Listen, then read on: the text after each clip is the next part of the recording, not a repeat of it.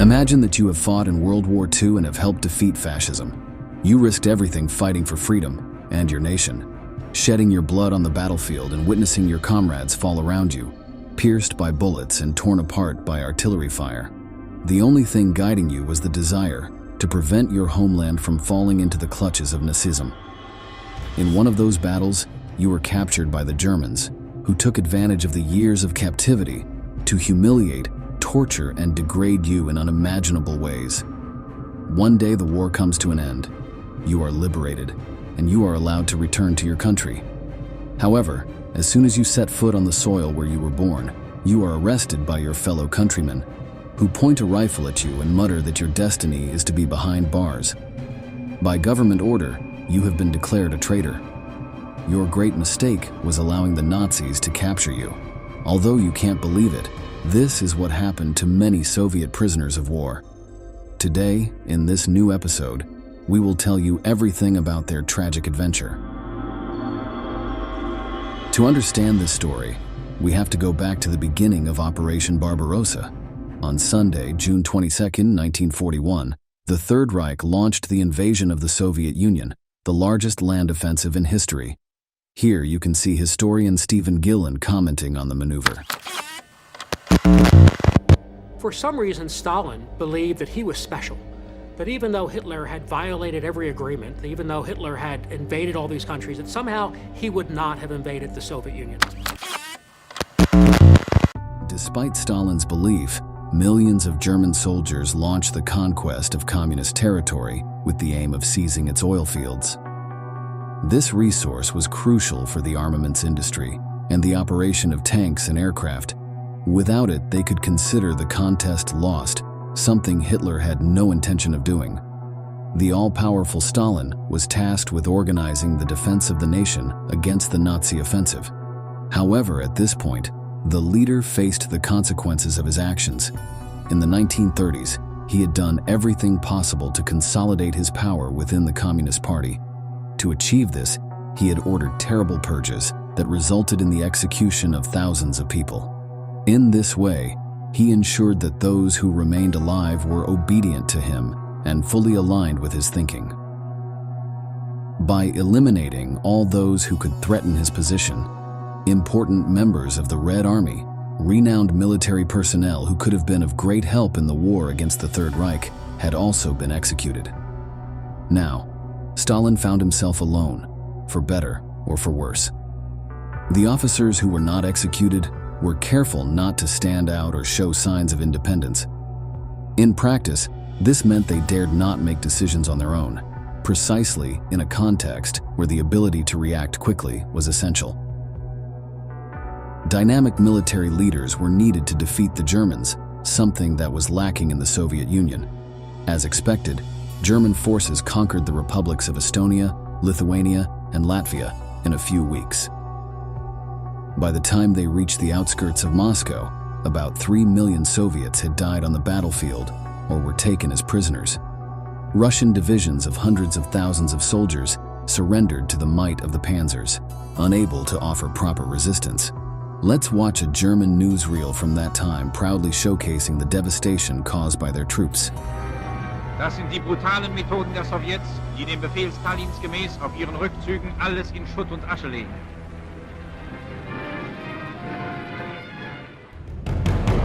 In this context, communist authorities adopted a chilling measure. On August 16, 1941, by order of Stalin himself, the infamous Order 270 was issued. The directive stated that members of the Red Army must fight to the last man, and officers were forbidden to surrender to the Nazis. Soviets were to use all means at their disposal to fight and, if necessary, give their lives for the country. In case of surrender and being taken as prisoners, they would be considered deserters and, for this reason, would be harshly punished upon their return to their country. Furthermore, commanders who were unable to lead the course of battle properly could be executed on the spot and replaced by more efficient personnel. As if this were not enough, the regulation also stated that the families of deserters would lose state assistance, thus complicating their economic situation. Let's now listen to one of the most severe passages from Order 270. The shameful act of surrendering to our sworn enemy shows that these individuals are unstable and cowardly elements within the ranks of the Red Army, which does nothing but defend the motherland selflessly. Can we tolerate these deserters who surrendered to the fascists as prisoners, the chicken officers who, at the first obstacle, tear off their insignia and flee to the rear? No, we cannot. If we allow them to get away with it, they will destroy the nation, and that's why they must be destroyed. The goal of these terrible words was to discipline the troops and let them know that the slightest act of insubordination would not be tolerated. Soviet forces had to be dedicated to the task of eliminating Nazism, and for that, it was necessary for the soldiers to be 100% obedient. In these circumstances, the communist leader saw any sign of autonomy as a potential obstacle to the performance of the Red Army, and therefore it would be punished with death. It is said that after issuing this regulation, Stalin said the following phrase: "There are no Soviet prisoners of war. There are only traitors." Order 270 is a fundamental regulation to understand what the communist giant did with its soldiers who were taken prisoner after the end of World War II. Experts estimate that by May 1945, when Germany surrendered, almost 6 million Soviet soldiers and civilians had been captured. Of that total, more than 3 million perished during their captivity. The vast majority had been in the hands of the Nazis, who were responsible for abhorrent acts.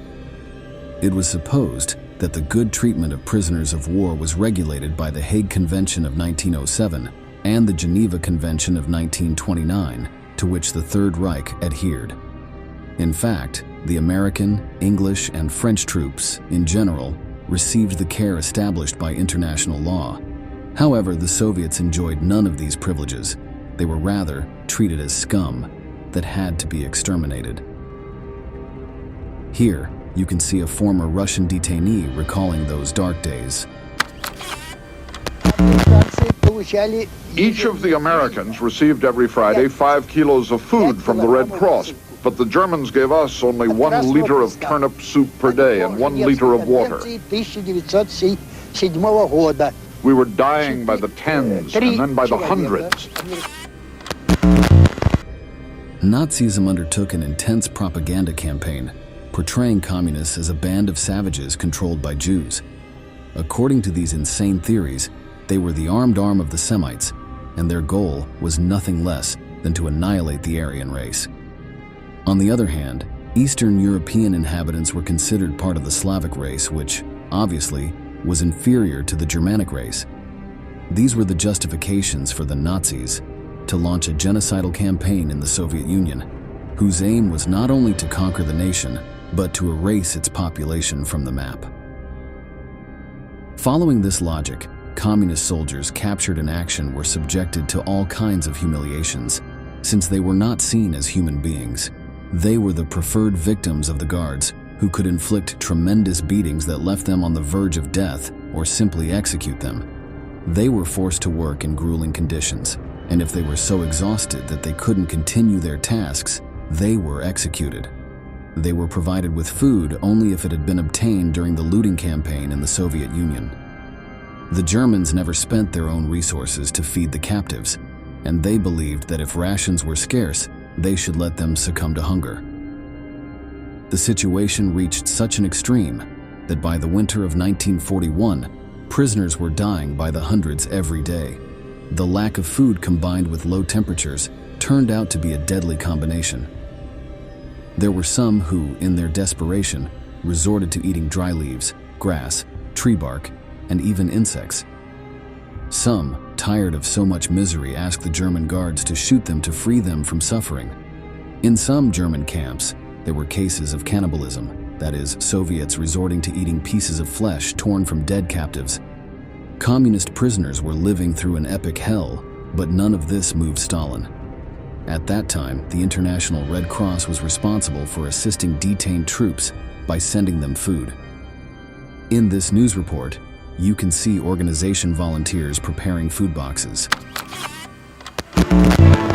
Each box contains biscuit, cheese, tinned meats, raisins, cigarettes, and other items, scientifically planned to fill out a healthful diet on the basis of enemy prisoner of war food rations for 1 week.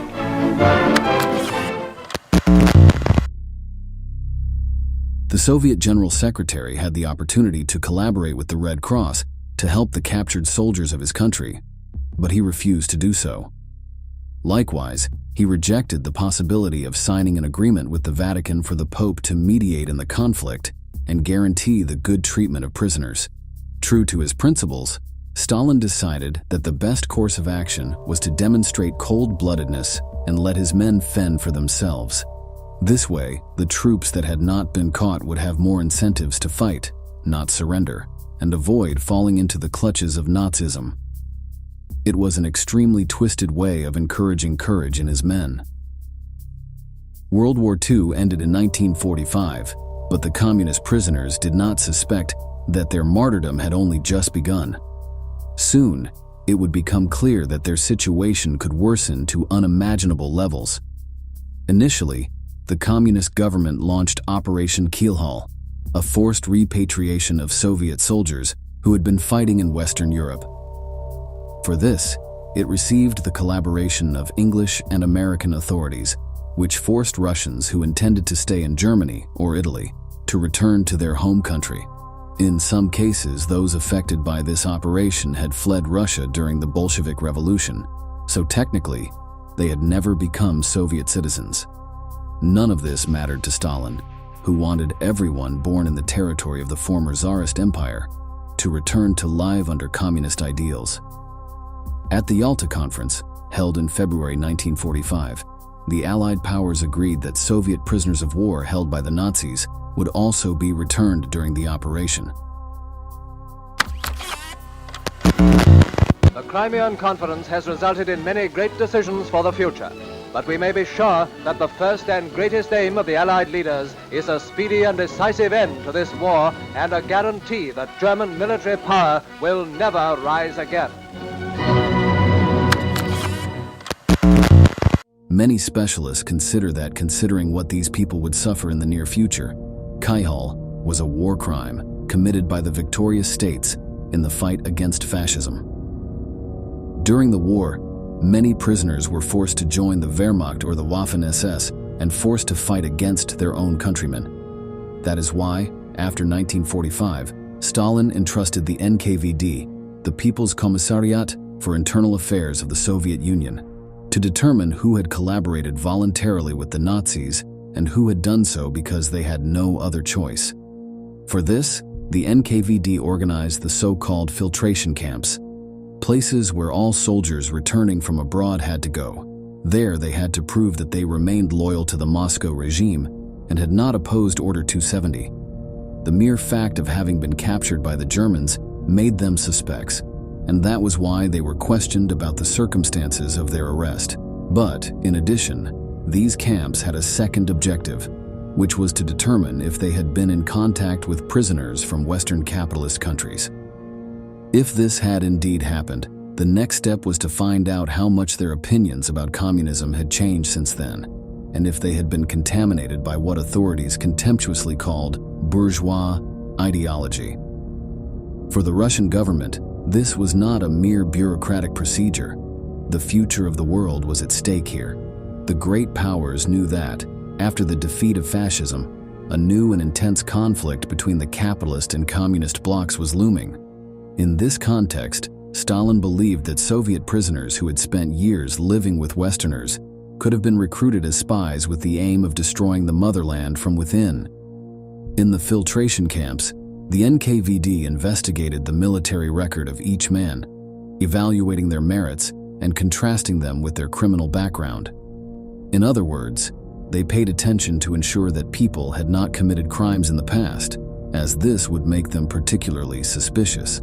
As mentioned earlier during the interrogation, they were asked how they were captured, if they ever thought of deserting, with whom they spent their days, and if they had information about espionage operations commanded by capitalist countries.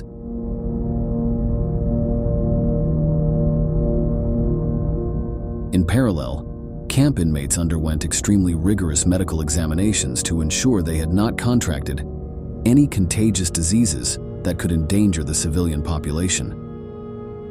During the war, millions of Soviets had already died, and the state could not afford to let an epidemic claim more lives.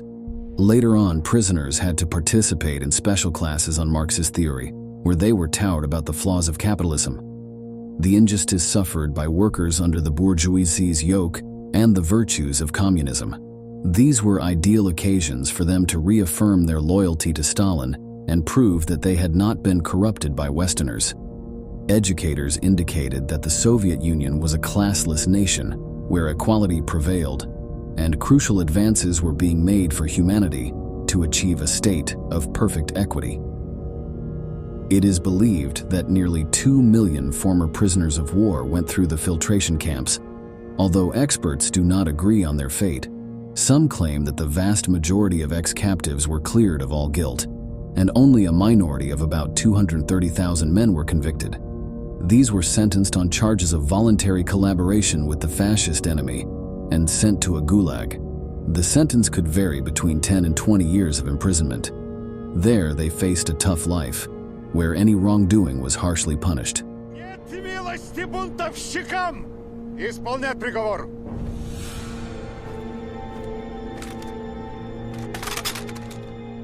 Others were sentenced to remain as conscripts in the Red Army, with the exception that they were sent to a penal battalion, that is, a military unit composed of criminals. There, they had to perform mandatory forced labor, usually for 2 years, to atone for their guilt. However, it should be noted that other historians suggest that the number of convicted ex-prisoners may have been much higher than the figure acknowledged by the Soviet government. On the other hand, it is known that there were also executions, although this only happened when it was proven that the person had committed a serious war crime against their compatriots. Given the caution with which executions were carried out, it is impossible to know the total number of deaths during the filtration processes. It is curious to note that the rank-and-file soldiers were not the only ones interrogated. High-ranking officers of the Red Army were also subjected to the same treatment. In fact, of the 57 generals who were captive in the Third Reich, 29 were awarded for their bravery, while the remaining 28 were sentenced to prison. They had been found guilty of not behaving as befitting a leader of the Communist armed forces, and now they had to pay. To the inmates who successfully went through the experience, they were allowed to return home since they posed no threat to the government. Nevertheless, authorities forced them to enroll in a registry of former prisoners of war. This way, the state ensured it had the maximum amount of information possible about its citizens, especially at a time when it was hunting down capitalist spies.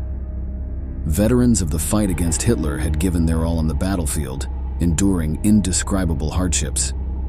However, upon returning to their homeland, they were not recognized as war heroes. On the contrary, those who had been captured were viewed with suspicion by both the government and the population. This was the result of Soviet propaganda and regulations like Order 270, whose direct consequence was to sow contempt towards former captives.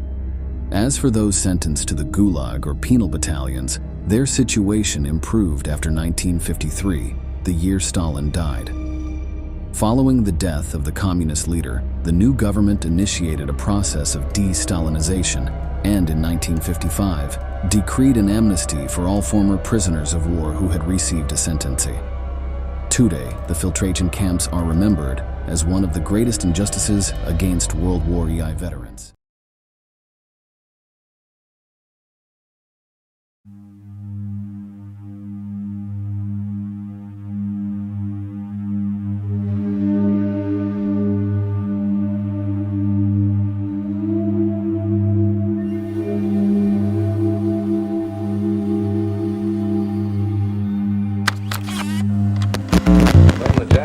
Attacked Pearl Harbor, our west coast became a potential combat zone. Living in that zone were more than 100,000 persons of Japanese ancestry, 2/3 of them American citizens, 1/3 aliens. We knew that some among them were potentially dangerous. Most were loyal. Military authorities therefore determined that all of them, citizens and aliens alike, would have to move. What you have just seen is an official propaganda of the United States government. There it is announced that Japanese residents in the country will be relocated to concentration camps as a consequence of the attack on Pearl Harbor and the subsequent entry of the United States into World War II. Although they do not know it yet, these people will become the victims of one of the greatest injustices of the 20th century. Today, in this new episode of Military History, we will tell you about the daily life of the prisoners in the Japanese internment camps. I ask that the Congress declare that since the unprovoked and dastardly attack by Japan on Sunday, December 7th, 1941, a state of war has existed between the United States and the Japanese Empire. After the hostilities against the Japanese Empire began, a new problem immediately arose.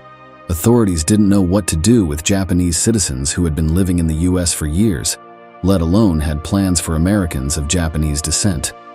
The northern country had always prided itself on being a land of opportunities, a nation where anyone who wanted to be an honest worker could make a living and prosper. From its origins, it had been a place that welcomed millions of foreigners from around the world. In that sense, Japanese immigration was no exception. Between 1869 and 1924, an estimated 200,000 Japanese migrated to Hawaii, and another 150,000 ended up on the west coast of the United States. These were men and women who ventured into the unknown in search of opportunities and a better quality of life. Most of them worked in agriculture and small businesses. However, this story had a dark side, as they also had to face racism campaigns.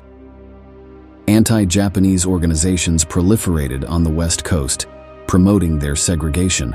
One of the most popular associations of this kind was the infamous Native Sons of the Golden West, which claimed that California land had been created by God for Caucasians, and people of color and non-European foreigners had no right to inhabit it.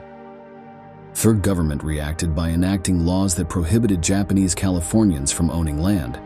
Additionally, in 1924, a regulation was passed to make the immigration of undesirable people of Asian origin illegal. The category of undesirable was deliberately ambiguous, with the aim that the authorities could decide who was allowed to populate the United States. As you can see, by 1941, there was already a strong culture of discrimination against the Japanese. However, things would only get worse from then on. After the Pearl Harbor attack, U.S. authorities entered a state of widespread paranoia. For the Japanese living in the United States, whether born in the Japanese Empire or simple descendants, nothing was the same anymore. They were viewed with suspicion on the streets, as if they had been direct collaborators in the massacre in Hawaii. Simply because of belonging to another ethnicity, it was assumed that they agreed with the bombing, and the rest of the population sought to isolate them. The U.S. government was convinced that the Japanese Empire was preparing a large-scale military invasion of its territory. Although this assumption was far from reality, it fostered the false belief that Japan had spies scattered throughout the country. Under this strange logic, any man or woman of Japanese descent could be, in reality, an undercover agent working to destroy the United States from within. In 1942, 2 months after the Pearl Harbor attack, President Franklin Roosevelt authorized the evacuation and relocation of Japanese Americans. They were to be detained and forcibly moved to military zones, that is, areas guarded by the Army, whose exact location was not known. The Japanese community learned about it through bulletins posted on the streets and in the shop windows. In the following days, entire families had to leave their homes behind and travel into the unknown, with no certainty of what would happen. They were only allowed to take clothes and personal belongings with them. They were not even allowed to travel with their pets, so they had no choice but to leave them behind. Here you can see Marion Takahara, a survivor of the camps, recalling that difficult moment. We had to put our dog to sleep because we didn't know what to do with it. People that came in and wanted to buy everything we had and stuff, things like that. But that night before we left, we all slept on the floor. And I hate talking about it because it just makes me cry.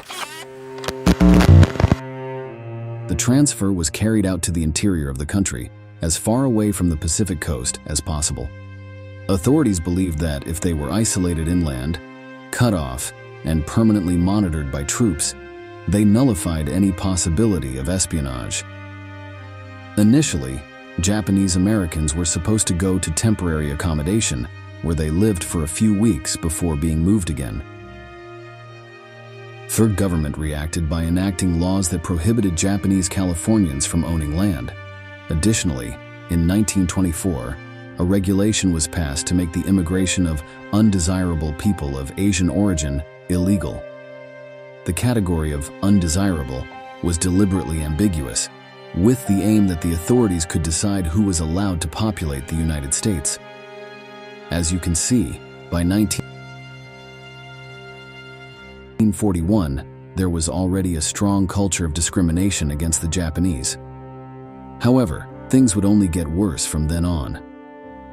After the Pearl Harbor attack, U.S. authorities entered a state of widespread paranoia.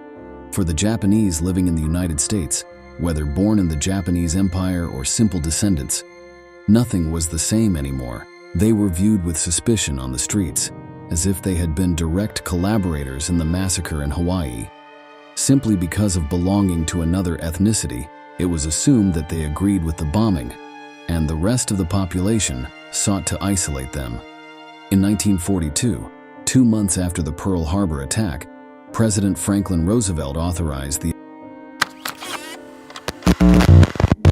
You walked in the room and there was just one bare light bulb, and they had these canvas cots that you had to assemble in order to sleep on, and they gave you there was a little thin mattress, cot mattress, and a couple of army blankets per person. And that was it. All we could take with us were what we could carry. I mean, there was 2 suitcases. Evacuation and relocation of Japanese Americans. They were to be detained and forcibly moved to military zones, that is, areas guarded by the Army whose exact location was not known. The Japanese community learned about it through bulletins posted on the streets and in the shop windows. In the following days, entire families had to leave their homes behind and travel into the unknown, with no certainty of what would happen. They were only allowed to take clothes and personal belongings with them. They were not even allowed to travel with their pets, so they had no choice but to leave them behind. Here you can see Marion Takahara, a survivor of the camps, recalling that difficult moment. The transfer was carried out to the interior of the country, as far away from the Pacific coast as possible. Authorities believed that if they were isolated inland, cut off, and permanently monitored by troops, they nullified any possibility of espionage. Initially, Japanese Americans were supposed to go to temporary accommodation, where they lived for a few weeks before being moved.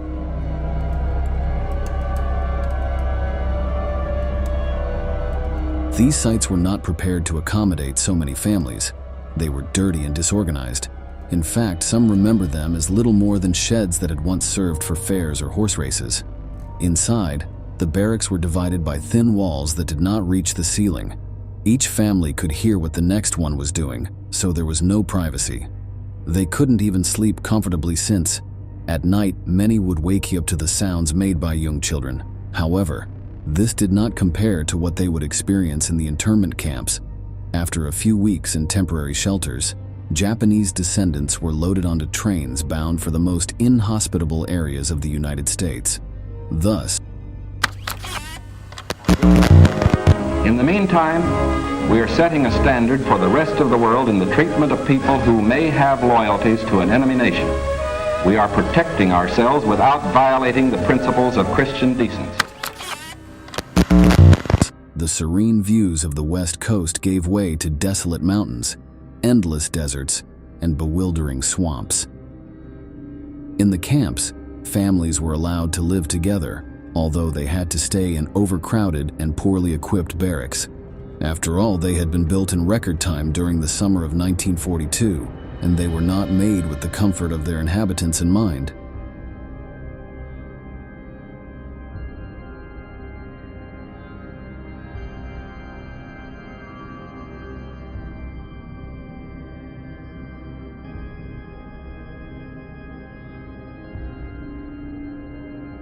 Here, you can hear Bob Fuchigami, a survivor of the camps, describe what it was like to live there. The bathrooms and showers were external to the barracks and had to be shared with all the other prisoners. On the other hand, there was practically no ventilation, so summers became unbearable. This, combined with poor hygiene conditions, led to the spread of diseases like wildfire. Not surprisingly, there were epidemics of dysentery, smallpox, and typhoid fever. The medical teams in charge of the internment centers were not able to cope with the wave of diseases. They lacked the supplies and, even more, the necessary personnel for it. So they had to reinforce vaccination campaigns among the Japanese. In the camps, the inmates had nothing to do but wait. They had to wait for the war to end to be set free. In these conditions, a prisoner's main enemy was boredom. The absence of routine could shatter their psyche, so to counteract this effect, many decided to find employment. Although they were not obligated to do so, it allowed them to earn money and save for the future. It was a bet that they would survive the confinement and rebuild their lives.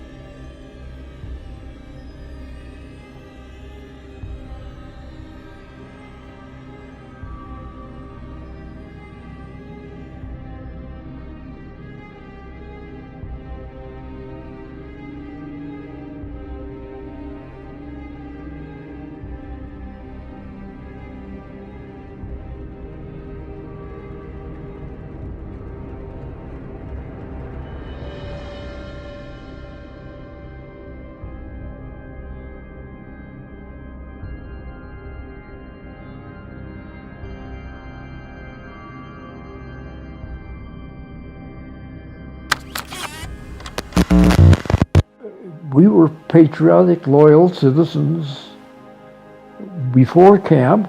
We were loyal, patriotic citizens while we were in camp, and we were loyal, patriotic citizens after camp. This was our only nation.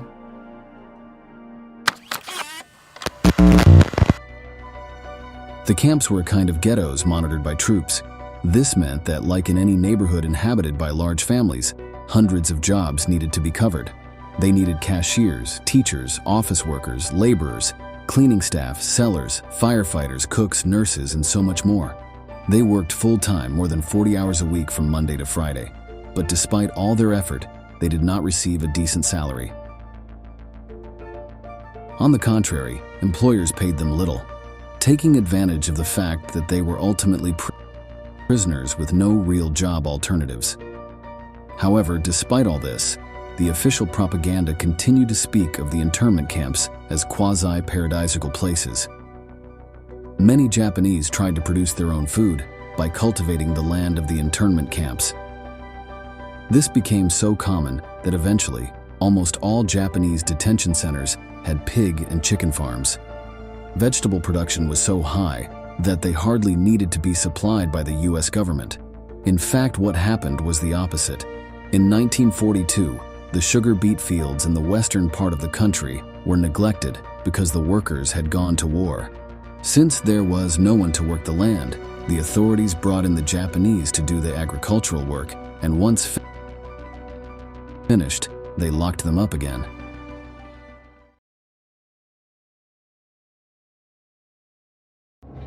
The Nazi concentration and extermination camps, known for their torturous conditions and deaths, are the most famous. However, a curious fact is that the United States had its own camps where it held Nazi prisoners and other collaborators from European countries. During World War II, the state of Alabama was home to approximately 16,000 German prisoners of war, significantly impacting the social and economic history of that state. In today's episode, we will tell you how these prisoners were integrated into American territory, how their living conditions compared to Nazi concentration camps, and their role in the functioning of a wartime United States.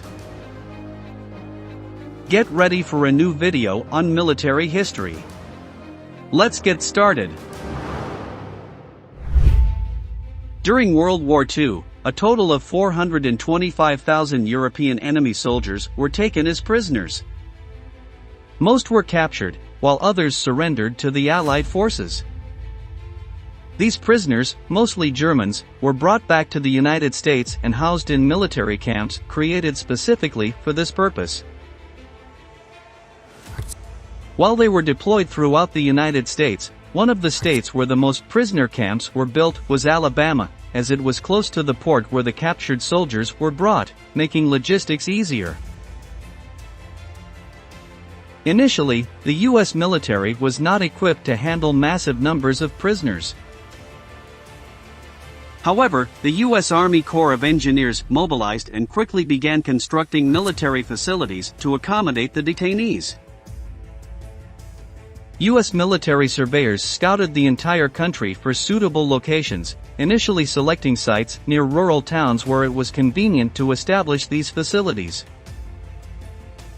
During the course of the war, more than 500 prisoner camps were built across the United States, including 24 in the state of Alabama. One of the largest in the southeast and one of the largest in the country was located near the small town of Aliceville and was named after it. This facility had the capacity to house up to 6,000 detainees, but at times, it held more than 12,000 people simultaneously. Other large camps were located in Opelika, Fort Rucker, and Fort Benning, totaling a maximum of 16,000 German prisoners of war in the state of Alabama. But why such a large number of people? When the United States entered the Second World War, one of the first requests made by the United Kingdom, which was short on housing and resources due to the conflict, was for help in relocating 125,000 captured Nazi soldiers. After much deliberation, the decision was made to house the German captives on American soil because the cost of transporting them was much lower than organizing, constructing, and arming prisons in European territory. This also avoided the risk of escapes or the release of prisoners who might return to the Axis and fight their captors with resentment. Rural southern cities were chosen as camp locations for several reasons. One of them was their distance from the industrial war factories in the north. Additionally, the favorable climate in the south made it easier and, above all, cheaper to house the captives in good living conditions. Lastly, it was more challenging for a prisoner of war to escape and disappear in these areas, as there were not many escape options and only one urban center from which to launch a search. Aliceville met all these requirements and, at the same time, had enough residents to provide the civilian labor needed to help build and manage the camp. Another feature of this site was an important train that passed through the town, which would later be essential to transport prisoners there. Construction of the facilities began in August 1942 and was completed in December of the same year. By that time, there were 400 wooden structures, including barracks to house prisoners, rooms for military personnel, mess halls, administrative buildings, guard towers, and recreational areas. The camp was prepared to hold over 6,000 prisoners and accommodate the 1,000 military and civilian employees who kept it operational. The construction of these facilities was kept secret to prevent fear among the population and to avoid security problems or even sabotage by Nazi sympathizers. We heard all kinds of tales, you know. We heard that the Japanese were coming in here, and everybody was fearful about that. We certainly didn't want them. But we weren't sure, because even though when you would ask those men in that building, the camp, what they were building, who they were building for. They said, we don't know, we're just building. And they really didn't know, I understand. So we weren't sure who was coming until just a few days before. The first German prisoners arrived to be interned at the Aliceville camp in June 1943. According to historical accounts, both from the town's residents and German soldiers, their arrival was quite a spectacle. Photos from the time captured the surreal event, with the entire town gathering to see the captive men disembark from the train and march in formation to their new residence. It's important to understand that in the mid-20th century, the circulation of news, especially in video and photo format, was much scarcer than it is today. This is why the arrival of Nazi prisoners, a political concept that was not entirely clear to the majority of people, was truly incredible. On that day in June 1943, local residents disobeyed military orders to stay in their homes, eager to see these superhuman Nazis. In accounts from the time, many of the prisoners of war said that the townspeople were there to see their horns, a product of Nazi genetic experiments. However, on that day, the people of Alabama only saw ordinary young men and felt sympathy for them. During the journey, American guards watched from strategic points along the route, while curious locals watched in awe as foreign soldiers marched by. In turn, the prisoners were fascinated by their captors' country. Decades later, many prisoners of war admitted they were amazed by the size of the United States and, above all, by the fact that the war had not caused the devastation they had seen in their own country. Many of those who arrived first had been captured in North Africa and were members of the elite Afrika Corps, led by Nazi field officer Erwin Rommel. The multitude of guards and with their loaded guns really didn't bother me. I was more interested in reading the faces of the civilian population. I wanted to, just the faces alone will tell you a lot. And looking in their faces, I could detect one thing: they were disappointed to see, they expected us to be more arrogant, and they didn't realize we went through the ringer. Contrary to what was happening in Europe, the treatment given to German prisoners on American soil was quite good. In fact, many critics of the camps complained that the prisoners of war had it better than most Americans, who still faced food and supply shortages due to the war. It is true that the horrors of the Nazi extermination camps were not yet known, but the United States adopted this approach, believing it would lead to better treatment for the thousands of American soldiers who had been captured in Germany. Moreover, each facility was required to adhere to specific standards for housing, food, and humane treatment according to the 1929 Geneva Convention, which were adopted after World War I. German captives not only had basic care but were also allowed to enjoy leisure activities such as sports, participation in musical and theatrical groups. They even had their own newspaper, El Zongast, which featured stories about the prisoners and poetry contests. Education was also encouraged, with classes taught by University of Alabama professors to the prisoners. It seemed that the goal of the Americans was to humanize the prisoners as much as possible and then use them as a workforce. On the other hand, as the captives were encouraged to use their time more creatively, they began to have beneficial interactions with the community. Local charities and the administration of rural producers provided the captives with supplies to develop various trades, which would later be utilized by the surrounding communities.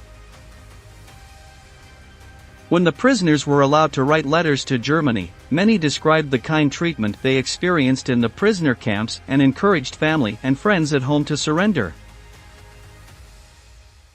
While most prisoners of war were content with their lives in the camps, there were some exceptional cases that attempted to escape. The group that came closest to succeeding was a set of 6 escapees from Camp Aliceville who managed to evade authorities and reach Memphis by stealing a car. However, just 6 days later, they were captured by the FBI. The prisoners' origins were mainly soldiers from the German Wehrmacht, but they came from various backgrounds. A small number were Italian prisoners and were relocated out of Alabama after Italy's surrender in 1943. Furthermore, some were not directly German soldiers, as many fighters were involuntary conscripts of the German army due to Nazi conquests of countries like Belgium, France, the Netherlands, Latvia, Poland, and the former Soviet Union. Additionally, there were several hundred prisoners from North Africa classified by the army as Arabs, without even attempting to determine their national origin. The most surprising and atypical group was a set of 17 Irish volunteers of the Wehrmacht who believed in the National Socialist regime. If we talk about fanatical Nazis, we must say that less than 10% of all German prisoners of war were truly devoted to the Third Reich. However, they were the most reactionary, and in many American camps in Alabama, these prisoners harassed, punished, or even killed fellow captives they considered cowards or too comfortable for abandoning the cause and surrendering to the Americans. Dr. Stephen Fleck, the physician at Camp Ellisville, attested that most of the killings were carried out with hands or some kitchen implements. The Nazis killed their fellow prisoners in cold blood, either with knives or by strangulation during the night. This was due to what they considered treason to the party.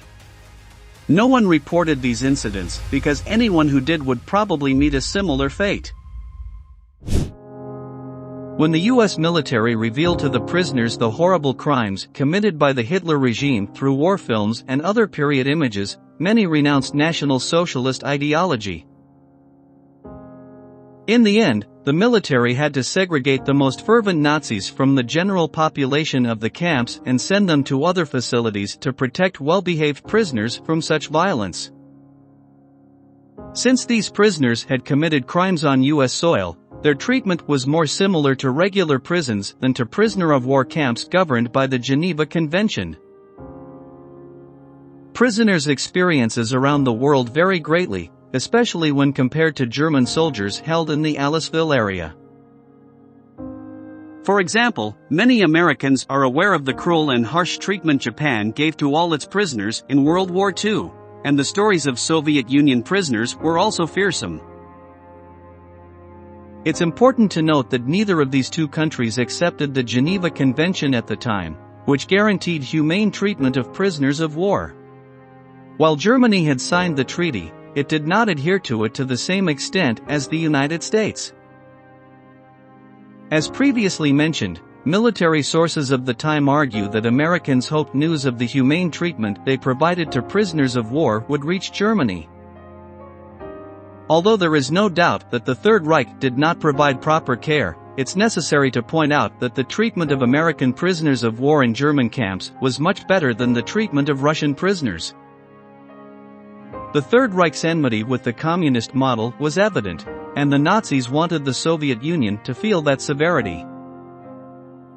However, as is common knowledge, the worst fate was suffered by Jewish prisoners who were directly stored like livestock awaiting execution in extermination camps. The reality couldn't be more different in American territory.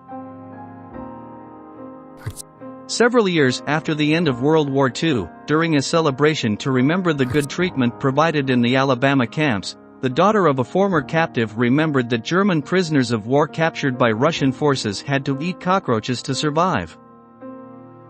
Her father, on the other hand, remembered making donuts and other pastries on Sunday afternoons in the kitchen of his barracks in Ellisville. He had become an assistant to the town's baker, earning a modest salary and contributing to the community. Now, let's talk about work.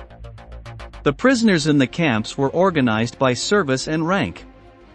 While soldiers were expected to work, German officers could not be forced to do so. That's why the authorities decided that these higher-ranking prisoners would work but receive a minimum wage equivalent to that of a private soldier. In the South, they primarily worked on farms, fields, road construction, and local businesses to help compensate for the shortage of American labor due to the war. The need led to the expansion of the camp system within the state, establishing small satellite sites throughout Alabama to facilitate the use of convict labor. They set up satellite camps. Loxley and Foley were two of them, and about 200 prisoners came to Loxley from Aliceville, and they were primarily Italians and Germans. For prisoners who earned some remuneration, part of their wages was withheld as a fee to cover the costs of the concentration camps. The small surplus was allowed to be spent in the camp canteen, where snacks, cigarettes, and playing cards were sold. Although many Americans disapproved of prisoners being paid, the government argued that employers saved between 25% and 50% of normal wages by using this labor.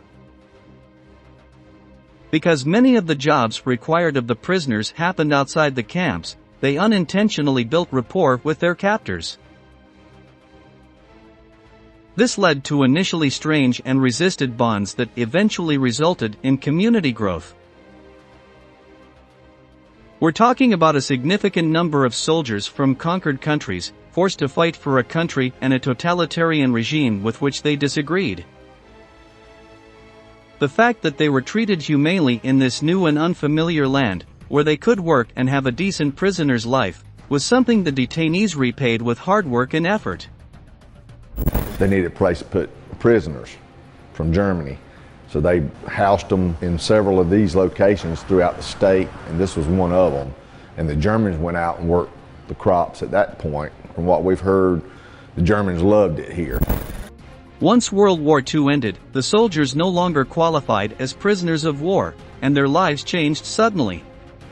Officers were no longer exempt from work, and the U.S. government reduced rations for the camps, forcing the Germans to find ways to earn a living.